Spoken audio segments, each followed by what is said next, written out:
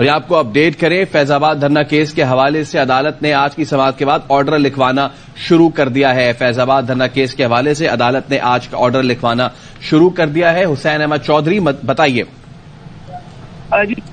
دھرنا case سے متعلق جو نظرثانی اپیلیں تھی ان پر آج کیونکہ پہلی سماعت تھی، اس پر تقریباً کیس کنکلوڈ ہونے لگا ہے اور آج کی جو سماعت ہے اس کا تحریری حکم نامہ جو ہے وہ لکھوایا جا رہا ہے۔ چیف جسٹس کی جانب سے یہ کہا ہے کہ ہمیں ابھی یہ درخواستیں جو ہے وہ ہم یہ نہیں نمٹا رہے۔ پی ٹی آئی نے کہا ہے کہ ہم فیصلے کو درست مانتے ہیں، نظرثانی نہیں چاہتے۔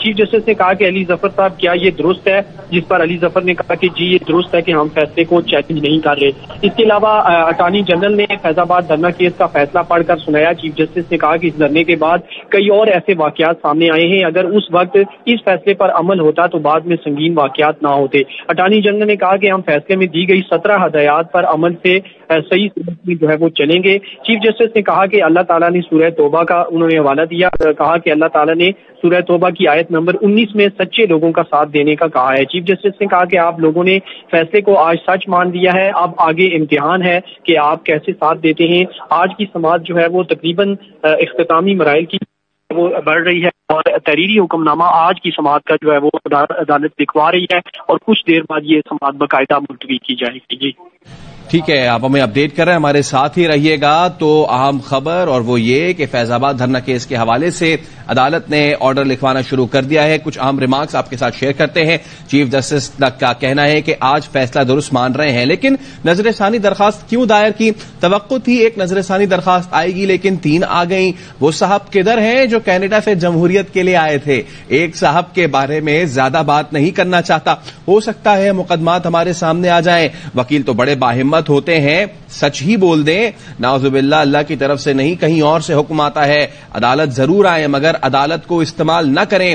اللہ بھی کہتا ہے معاف کرنا یا نہ کرنا اختیار تو ہے، مگر پہلے معافی مانگے تو صحیح، پہلے سچ کو تسلیم تو کریں، اعتراف جرم تو کریں اگر جرم ہوا ہے۔ کہیں نہ اس وقت الیکشن کمیشن کو ایک فرد واحد کے حوالے کر رکھا تھا، جب میں ذاتی حیثیت میں پیش ہوں گا تو بولوں گا، وکیل الیکشن کمیشن کا یہ کہنا تھا۔ اس پہ چیف جسٹس نے کہا کہ آپ لوگ خادم رضوی تک نہیں پہنچ سکتے، اعتراف نہیں کر سکتے، بتائیں 2017 میں دھرنا کیسے ہوا، معاملات کیسے چل رہے تھے؟ ہم نے 12 مئی جیسے واقعات سے سبق نہیں سیکھا۔ وہ صاحب کدھر ہیں جن کو جمہوریت چاہیے تھی؟ اب عبد القادر ہمارے ساتھ موجود ہیں۔ قادر بتائیے۔ جی ہاں بالکل، سپریم کورٹ کے 3 رکنی بینچ نے اس سارے کیس کی سماعت کی ہے۔ اب آج کی سماعت جو ہے وہ اپنے کنکلوژن کی طرف بڑھ رہی ہے، لیکن چیف جسٹس قاضی فائز عیسیٰ کی جانب سے اہم ریمارکس آج کی سماعت کے دوران آئے، جب انہوں نے کہا کہ سب لوگ اپنی درخواستیں واپس لے رہے ہیں۔ نظر ثانی درخواستوں میں کہا گیا تھا کہ سپریم کورٹ کے فیصلے میں نقائص ہیں، اب ہم یہاں پر بیٹھے ہیں تو بتائیں کہ کیا نقصے، ایسے تو درخواستیں واپس نہیں لے سکتے۔ انہوں نے کہا کہ دھرنے کی وجہ سے پورے ملک کو اذیت میں رکھا گیا، اب صرف موکل سے ہدایات لے کر آپ یہ بتا رہے ہیں کہ درخواستیں واپس لی جا رہی ہیں، ایسا تو نہ کریں۔ چیف جسٹس نے ایک موقع پر اٹارنی جنرل سے کہا کہ آپ سمیت سب پر جرمانہ کیوں نہ کر دیا جائے، آپ نے عدالت کا وقت ضائع کیا، ملک کو بھی پریشان کیے رکھا اور اب سب کہہ رہے ہیں کہ درخواستیں واپس لینی ہیں۔ آپ سمجھتے ہیں کہ عدالت کو اپنے مقصد کے لیے استعمال کریں گے تو ایسا نہیں ہوگا۔ چیف جسٹس پاکستان نے کہا کہ اگر درخواست دی ہے تو اب اس کا سامنا بھی کریں۔ انہوں نے کہا کہ سزا جزا کی بات بعد میں کریں گے، لیکن پہلے اعتراف جرم تو کر لیں۔ ہم سے یہ کھیل نہ کھیلا جائے کہ درخواستیں واپس لینی ہے، یہ بتایا جائے کہ کس کے حکم پر یہ درخواستیں واپس لی جا رہی ہیں۔ چیف جسٹس کی جانب سے کہا گیا ہم یہاں بیٹھے ہوئے ہیں، شاید ہم سے فیصلے میں کوئی غلطی ہوئی ہو لیکن کم از کم بتایا تو جائے۔ چیف جسٹس کی جانب سے اٹارنی جنرل سے استفسار کیا گیا کہ آپ نے نظر ثانی درخواست پہلے فکس کرنے کی بات کیوں نہیں کی؟ ہم نے دھرنا کیس جو ہے اس میں جو فیصلہ دیا وہ پوری داستان کے ساتھ لکھا ہے۔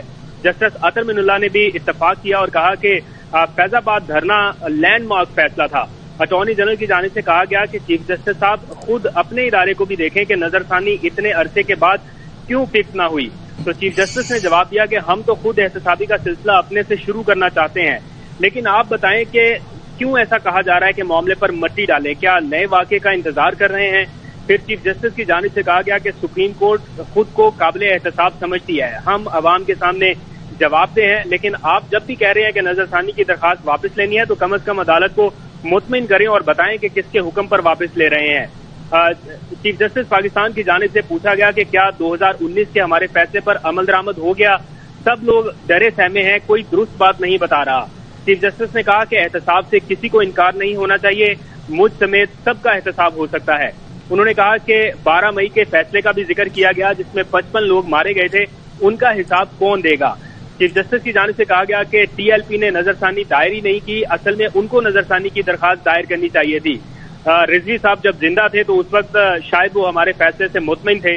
उन्होंने फिर इख्तितामी लम्हात में ये कहा कि गलती हो जाती है, उसे तस्लीम करना बड़ापन है। नजरसानी वापस लेकर ये नहीं कहा जा सकता कि जो हुआ उस पर मट्टी डाल दी जाए।